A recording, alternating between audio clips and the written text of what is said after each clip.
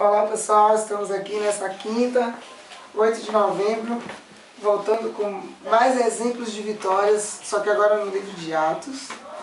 E o Carlos vem aí com uma guerra... Uma guerra ganha antes de ter início. Oh, glória! Interessante. Só nos paradigmas de Deus mesmo pra gente entender isso. Uma guerra que é ganha antes de ser iniciada.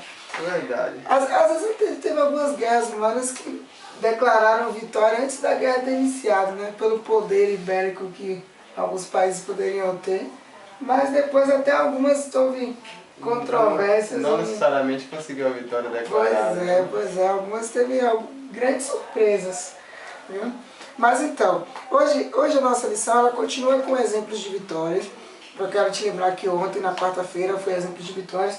Só que o interessante é que as vitórias que nós traçamos e nós conversamos ontem, na lição de quarta, eram vitórias que foram adquiridas por ocasião da vida de Jesus aqui na Terra ainda. Só que as vitórias de hoje, do livro de Atos, elas vão agora além.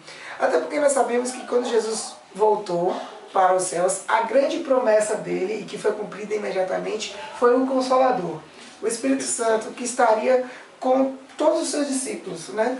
Por ocasião ali, enquanto ele não estivesse aqui conosco mais fisicamente. Então, o Consolador estava com os discípulos. E também uma coisa, o grande conflito ele tinha alcançado a sua vitória na cruz. Olha o negócio de vitória aí. Tinha alcançado a sua vitória na cruz. Mas ele deveria ainda ser travado pelos seguidores de Cristo até o final dos tempos. E isso quer dizer que mesmo depois da partida de Jesus, todos os seus seguidores eles estariam envolvidos nesse conflito e principalmente quando eles estivessem tentando cumprir a missão evangélica, que foi um dos temas também que foi tratado ontem. Aqui a lição nos trouxe assim exemplos espetaculares de vitórias e da forma como o poder de Deus estava com os discípulos. No texto 1 a gente vê um exemplo claro de que as pessoas levavam ali os doentes e deixavam na estrada, para quando Pedro passasse, a sombra de Pedro cobrisse eles e assim eles podiam ser curados. Para nossa mente limitada, é tão curado pela sombra de Pedro. Imagine o poder que Cristo tem, né? Pois é. Temos também a cura do coxo que ficava ali na porta do templo, que o coxo, vocês se lembram da história, o coxo pediu uma esmola a Pedro e Pedro disse, olha para mim, eu não tenho dinheiro, mas o que eu tenho eu te dou, no poder do nome de Jesus fique em pé. E o coxo se levantou.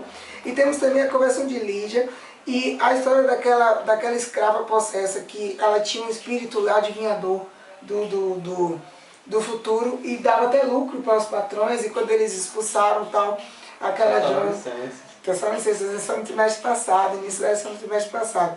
O que tudo isso quer dizer? Mais uma vez, que a vitória sobre os poderes do mal, elas vão continuar vindo até nós, mesmo quando Jesus não esteja aqui fisicamente conosco. Por quê? Porque o seu poder estará em nós através do Espírito Santo. Isso é maravilhoso. E ainda tem um outro fator aqui, um termo técnico, que a lição trouxe. O porquê que Pedro expulsou aquele demônio daquela jovem, que estava dizendo que eles eram servos do Deus Altíssimo. Olha só, naquela região ali existia um Deus chamado Elion. E esse Deus Elion, ele era conhecido como o Altíssimo. Então, ao essa jovem que estava possessa por um espírito demoníaco, está proclamando que eles eram servos do Deus Altíssimo, algumas das pessoas que estavam ouvindo aquela expressão poderiam pensar o quê? Que eles eram servos, na verdade, do Deus Elion, e não do Deus realmente que nós conhecemos. Então, por isso, eles estavam dotados de poder para expulsar os demônios, porque os demônios, às vezes, eles poderiam tentar forjar a mensagem que estava sendo falada e confundir as pessoas que estavam ouvindo. Ou seja, exemplos de vitória, eles continuaram pelo livro de Atos, depois por todos os livros da Bíblia, e eles continuam até hoje, até nós, com a graça de Deus, com a fé de Deus, nós seremos exemplos de vitória. É isso. As vitórias, como o Gêmea falou, vêm ao longo do tempo e continuam hoje. E a lição de hoje nos traz alguns passos para nós podermos viver essas vitórias e inclusive reivindicar essa vitória que já foi conquistada por Cristo na cruz. E Ele prometeu para nós, então nós podemos também estar reivindicando essa vitória. Como faremos isso? Primeiro, louve a Deus. Nós temos inúmeros motivos para estar louvando a Deus. Só o fato de estar vivo é um motivo para estar louvando a Deus. E a partir do momento que nós estamos louvando a Deus, nós estamos reconhecendo o quanto somos pequenos diante deles, o quanto estamos reconhecendo a superioridade dele, e estamos nos colocando no nosso lugar de míseras pessoas que só temos o poder dele, a misericórdia dele e a graça dele para sermos algo, né? Segundo passo, vislumbre a vitória dele e a sua. Nós precisamos imaginar e lembrar, né, dessa vitória de Cristo na cruz, onde ele destruiu Satanás. E através dele nós podemos também ter essa vitória.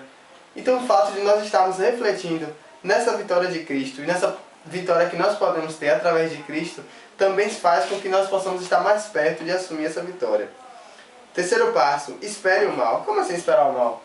Nós sabemos que Satanás está tentando nos derrubar. Isso já não é mais papinho para ninguém, né? Já está claro. Toda lição a gente fala isso. Satanás quer nos tirar do céu, gente.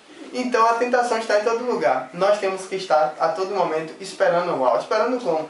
Analisando cada situação. Pode vir uma situação que aparentemente é algo que vai ser bom para nós, é algo que não fere nossos princípios, mas nós temos que estar atentos para que isso não esteja ferindo nossa crença, ferindo nossa fé e ferindo nossos princípios. Então estejamos observando a atuação do mal para que nós não venhamos cair nele. Quarto passo, conheça-se. Nós sabemos, sem hipocrisia, onde é que nós pecamos. Mais que ninguém, nós nos conhecemos, nós sabemos o que nos leva a pecar, nós sabemos o que é que mais nos atrai.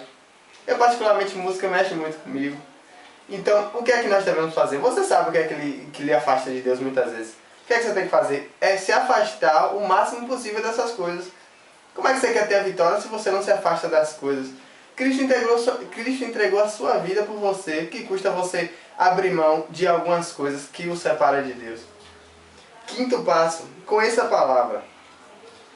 Memorizar os textos, estar estudando, principalmente estudando a palavra de Deus no momento certo. O Espírito Santo vai lembrar os textos. Naquele momento em que você precisa daquele texto para lhe fortalecer, é o momento em que o Espírito Santo estará atuando e assim estará lembrando daquela palavra confortadora e você estará forte.